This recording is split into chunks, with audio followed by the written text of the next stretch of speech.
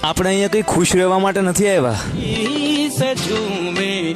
ઘણું બધું સહન કરવા, લોકોને હેલ્પફુલ થવા, સેવા કરવા, ઘણી બધી લર્નિંગ્સ લેવા, નવું નવું જાણવા, અલગ અલગ પ્રકારના ઇમોશન્સ ફીલ કરવા, આ બધું કરવા આવ્યા છે.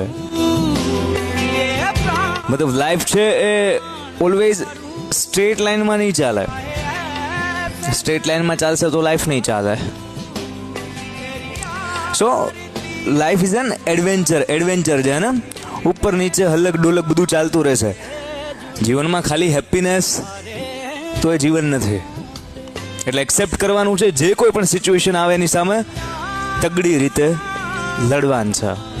લાઈફ જીવવાની છે, કોઈ પણ સિચ્યુએશન હોય